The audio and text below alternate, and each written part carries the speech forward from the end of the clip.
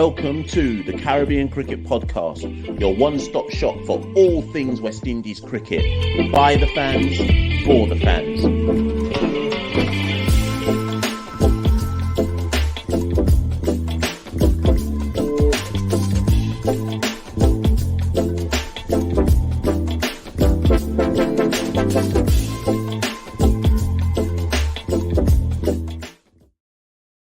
Yes, ladies and gentlemen, welcome back to a very quick, short edition of the Caribbean Cricket Podcast.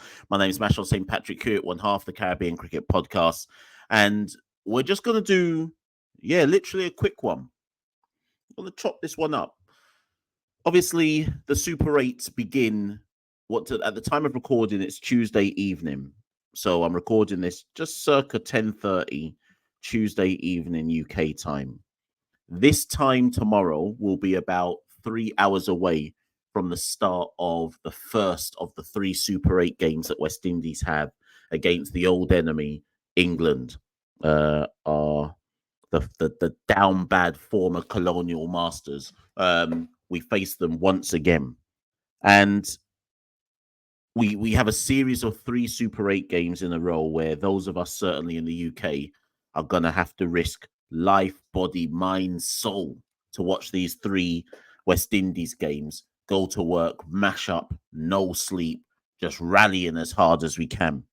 But like we've done with kind of previous videos, we didn't do it for the Afghanistan game because Santoki and I decided that's a dead rubber. Who really cares about who's going to play, who's not going to play, and so on and so forth. And I do think it's appropriate for the England game. So I'll be completely transparent. First things first, I'll be completely and utterly transparent. I didn't watch the Afghanistan game. I didn't watch it. I said it on the live show. Santoki and I said it on our last recorded show. When you know that West Indies have 4 games in 7 days, all starting at 1:30 a.m. UK time, one of those games just can't work. And we looked at the fact that Afghanistan was a dead rubber and just said, why? Why should I sacrifice my sleep and my sanity to watch a game that has no bearing on points in terms of progression to the next stage of the World Cup? I just said, you know what, allow it, and more importantly, allow me, right? And I felt good for it. Got my 6.5 hours sleep, woke up this morning, Tuesday morning. First thing I did, looked at my phone and said, how did we get on? When I opened up my phone, I said, blouse and skirt. I miss West Indies smashing over 200 runs. But you know what? I had to reflect on the fact that I also clocked 6.5 hours sleep. And that is more important given I've got to lose sleep over the next week. So first things first, let's pump up our chests. Big up Darren Sammy. Big up Nicholas Pooran. He's now the leading 6-hitter in West Indian T20 internationals. Big up Johnson Charles. Made people like. Do you know what? Actually, no. I was about to say Johnson Charles made people like me shut my mouth, but he hasn't made me shut my mouth because actually what I've said has proven to be true. Because before the tournament, I did that video. It got a bit of traction on TikTok, Instagram, X, Twitter, whatever, Facebook, whatever. And all I said in that video was, Johnson Charles is a 1 in 3 man. And when he comes off, it's usually, quote unquote, a match winning contribution or a contribution that helps West Indies go on to win the match, if not the match winning defining innings in itself. Johnson is there to hit things like, what did he get yesterday? Johnson's role is precisely to do what he did yesterday. 43 of 27 balls, strike rate of 159. That's why Darren has faith in him, because he knows that when Johnson pulls that off, it gets West Indies off to a flyer in the power play. Crucially, it was Brandon King who got out early yesterday, not Johnson Charles. So when Pooran came in, I know Pooran went on to strike a 185, 98 off 53 balls, too shy of 100, right? But when you've got Johnson Charles at the other end, it's easier I believe personally, it's easier for Nicholas Pooran to be a bit more selective in the balls he's going at and smashing them out the park, because he knows that Johnson Charles is going to play his shots anyway. As in, I guess what I'm trying to say, and by all means disagree with me in the comments below, but I guess what I'm saying is Nicholas doesn't feel he has to be the sole aggressor. And I think when Nicholas feels he has to be the sole aggressor, that's when he errs slightly into the kind of that's when he errs slightly into being a bit of a wild oats. But when he's got somebody else going hard at the other end and complimenting him, I feel he's a bit more selective in his shot selection, which then comes off, obviously, because he's one of the greatest T20 players in the world. So big up Johnson, big up Nicholas Puram. Robin Powell, I mean, we should mention Shea. Shea hit 25 or 17, strike rate of 147. And Robin Powell, a cameo 26 or 15, strike rate of 173. Now, more importantly of all, fundamentally what happened, as many of us alluded to prior to the tournament, if we had played Afghanistan on those down bad pitches in Guyana, maybe it would have been a different story. But we got Afghanistan in on the St. Lucian track. Most people assumed that the St. Lucian track would not be conducive to the Afghani spinners. Let me go look at their figures. So Rashid Khan, for example, where is he? 4 overs, none for 45. Noor Ahmed was good, to be fair. 4 overs, none for 20. Nabi 1 over for 15. So their spinners only took, how many wickets did their spinners take? Yeah, their spinners only took, was it 1 wicket? 1 second, people. In fact, their spinners took no wickets across the match. Now, obviously, we only lost 5 wickets in the match, but the spinners took none. Okay, so we always felt, certainly some of us, and Tolkien and I felt, that St. Lucia would be the most conducive place to place Afghanistan in terms of nullifying one kind of bow of their string set, right? And they were nullified. The spin wasn't that effective.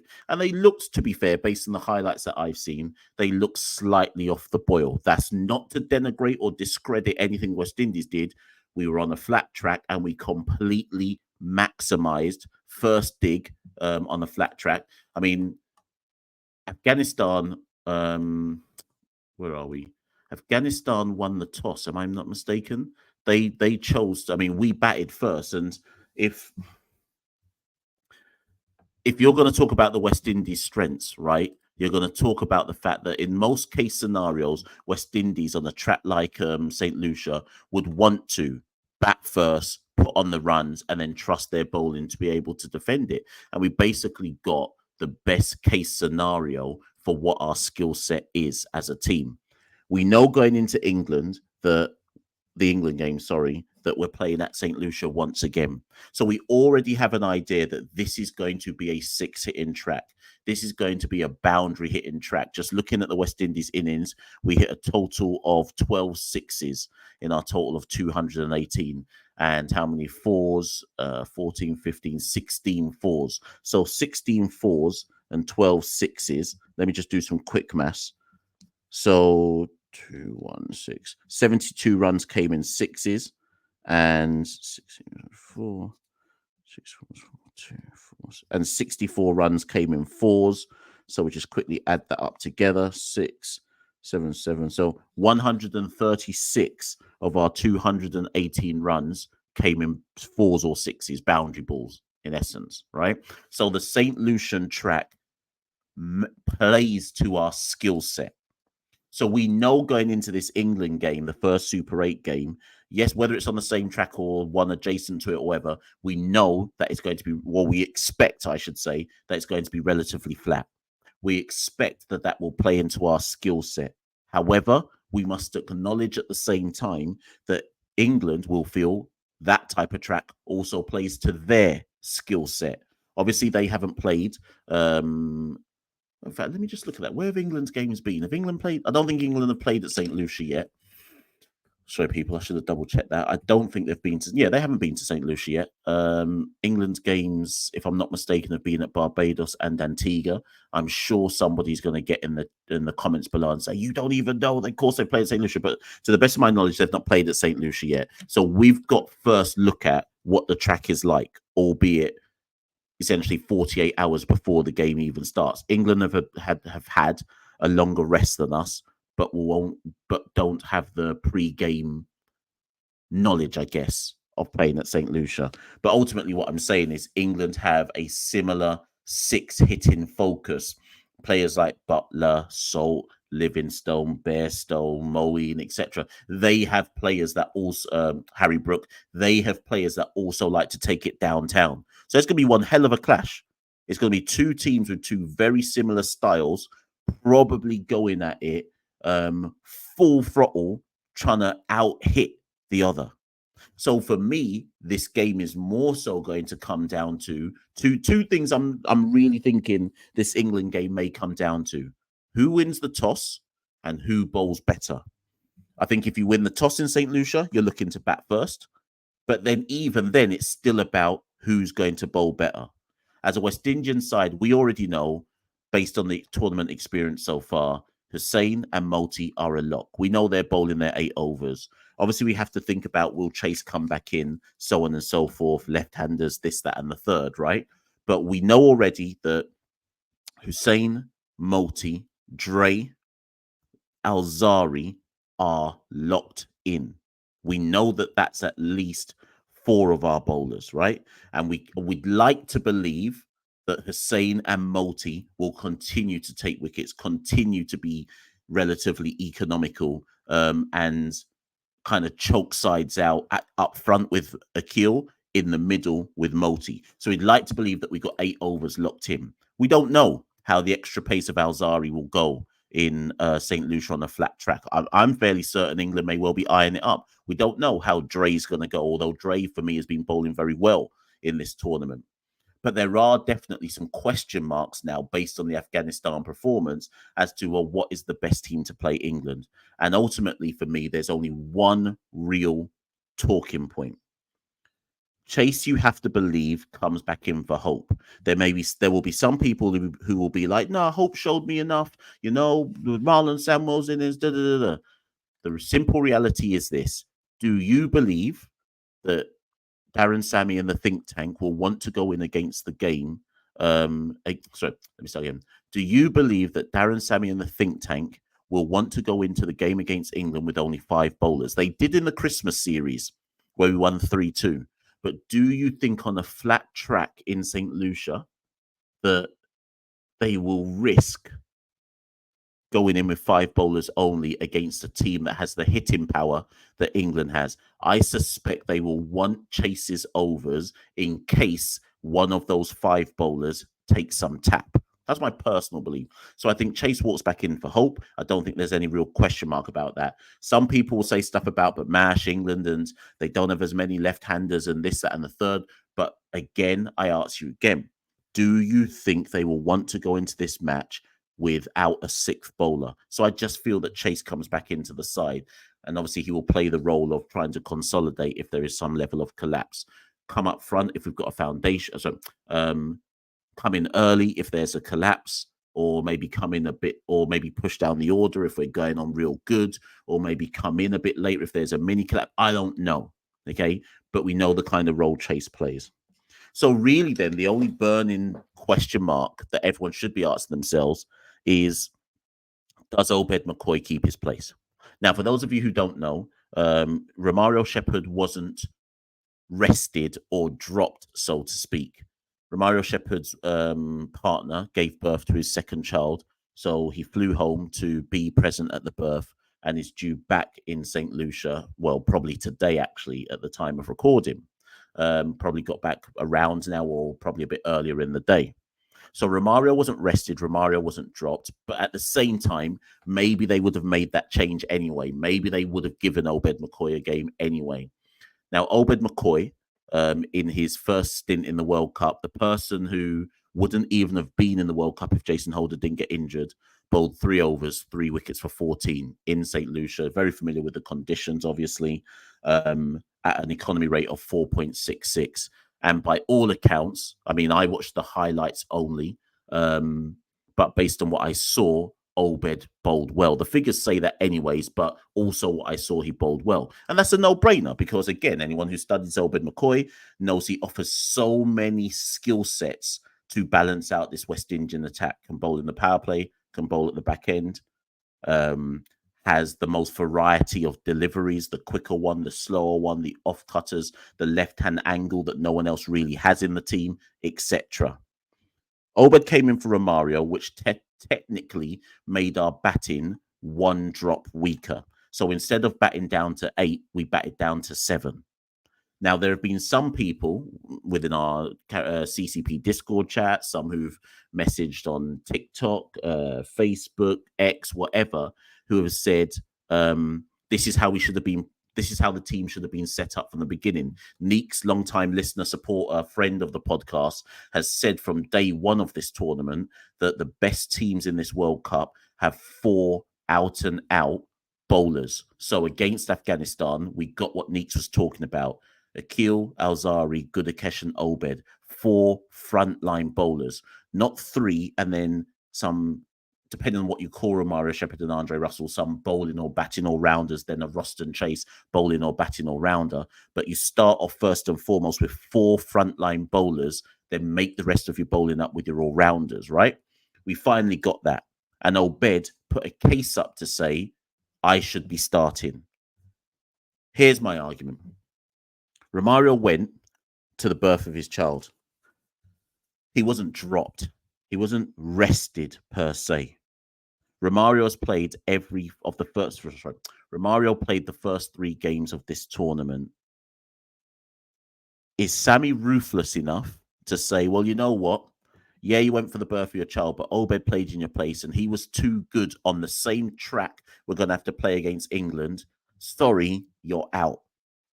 Or is there that element of team synergy where you say, well, you know what? Romario got us this far, thus far in the competition. He's back now. He's back into the team. We go back to our tried and trusted first 11 that won us the 3 games.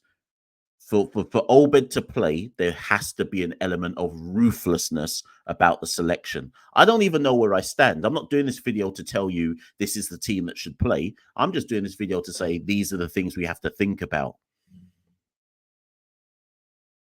I'm happy with either. I think what West Indies will be thinking about, though, is my original point. England will fight fire with fire. They will believe that they have just a powerful set of 6 hitters and boundary hitters as we do. West Indies, I think, play Romario Shepherd at number 8 because it offers, one, somebody who technically can bowl 4 overs, hopefully for not much, but also has the batting capabilities to be a number 8, if needed, finisher or number 8 rescuer, depending on what the issue or depending on what the match situation is saying. So what people have to work out for themselves is that position redundant?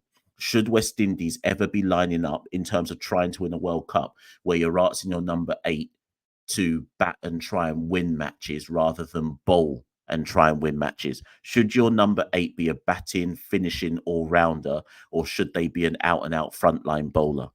If your answer to that question is the latter, then Obed McCoy should play instead of Romario Shepherd.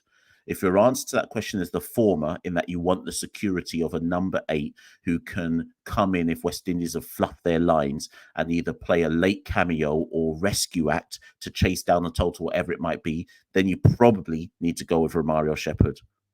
Let me know in the comments below. Does Romario come back in? Does Obed keep his place? I don't think there is any other talking point. I've got Hope out and Chase back in, but the question mark is over Romario and Obed. Who keeps that place? What should Sammy do? Either way, listen up. We rally.